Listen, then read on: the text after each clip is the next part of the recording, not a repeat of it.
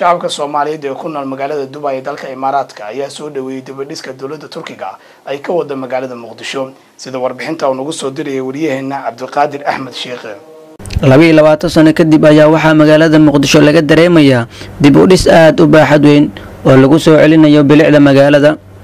dawladda Turkiga ayaa waxay ka wadaa magaalada Muqdisho mashaariic ay ku dhisayso wadooyinka waaweyn ee magaalada Muqdisho.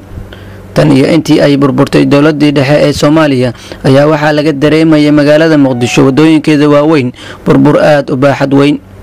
dadweynaha ku dhaqan wadanka isku taga Imaaraadka Carabta ayaa si aad u soo dhaweeyay dib u dhiska dawladda Turkiga ee ka wado gudaha wadanka Soomaaliya. khasuusan dawladda Turki hawsha ay ka wado magaalada Muqdisho mar haddii aan nahay dad walaalaha Soomaaliyeed aad iyo aad baan ugu faraxsanahay aad iyo aad baan ugu soo dhaweynayaa hambalyaan leenahay. والله بسم الله الرحمن الرحيم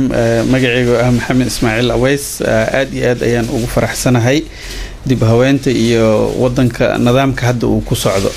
marka nidaam aad iyo aad u wanaagsan ayuu ku socdaa marka anigana waxaan rajaynayaa mar dhow inaan wadankii aan ku laabto aan baaqdo aad ugu faraxsanahay wadanka horumarka ka socda ee dhismaha ka socda dawladda Turkiga wax badan bay noo qabatay wadooyin bay noo dhisayaan wax badan ay noo qabteen airportka hadda ay kala wareegeen oo dhisayaan waxaan jeclaanahay inay ka fiicnaadaan kuwii hore oo dhis lahaa wallahi alxamdulillah Muqdisho la 10 sano ka bacdi oo dib u soo kacayso Muqdisho ay naqanayso wallahi waxa dhiileen Turkiga waa walaalo jiro walaalahan waa iyo wixii kale la wado mashruucyada oo la wado waa ku maadsiin. bismillaahir rahmaanir rahiim anigu Madiina Xasan Diil aad ugu faraxsanahay 22 sano kadib dawladda Turkiga horumarka ay ka wada dalkeena iyo sida ay dhismaha ugu hagaajinayso. waxaan marka hore u hambaleynayaa fursadda qaaliga ay siiyeen telefishinka Somali Channel haddii aan soo laabto dib u dhiska ay ka wadaan magaalada Muqdisho ee dawladda Turkiga anigoo ku hadlaya magaca jaaliyadda Dubai run ahaantii aad baan ugu faraxsanahay waana ku qanacsanahay in isbedel weyn uu yimaado horumarna uu ka dhaco dalkeena. wallaahi billahi magacayga Ismaan Shaqo karo la dhahaa mashaariicda ka wada Soomaaliya dalka Turkiga aad iyo aad baan ugu faraxsanahay waxaana maartay aan u rajaynaynaa sidaas si ka fiican. markaas ka bacdi waxaan salaamayaa dawladda Turkiga oo dhisaysa dhulkii noo dhisaysa waan ku faraxsanahay nabadda la soo dhaweynayay ee dawladda noo dhalatay aan aad ugu faraxsanahay ilaahay ha noo sii ballaariyo ilaahay ha nagu badbaadsho. Soomaaliyeed dhamaanteed waan salaamayaa intii taqaan iyo intaan aqoon ugu horeyn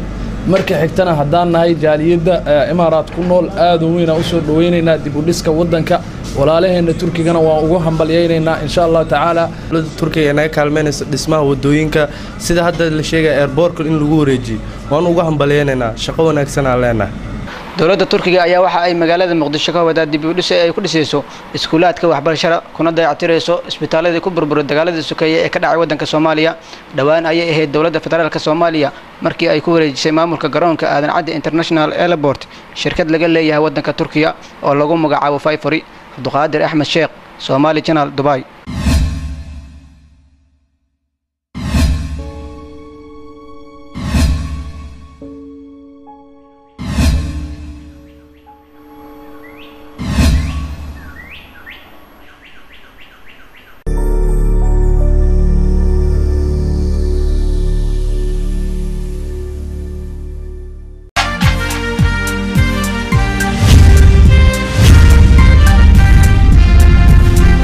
shacabka Soomaaliyeed ee ku nool magaalada Dubai ee dalka Imaaraadka ayaa soo dhaweeyay dibadhiska dawladda Turkiga ay ka wada magaalada Muqdisho sida warbixinta uu nagu soo diriyay wariyaheena Cabdiqaadir Axmed Sheekh 22 sano kadib ayaa waxa magaalada Muqdisho laga dareemayaa dib u dhis aad u baaxad weyn oo lagu soo celinayo bilicda magaalada. dawladda Turkiga ayaa waxay ka wadaa magaalada Muqdisho mashaariic ay ku dhisayso wadooyinka waaweyn ee magaalada Muqdisho. tan iyo intii ay burburtay dawladii dhexe ee Soomaaliya ayaa waxa laga dareemayay magaalada Muqdisho wadooyinkeeda waaweyn burbur aad u baaxad weyn. dadweynaha ku dhaqan wadanka isku taga Imaaraadka Carabta ayaa si aad u soo dhaweeyay dib u dhiska dawladda Turkiga ee ka wado gudaha wadanka Soomaaliya.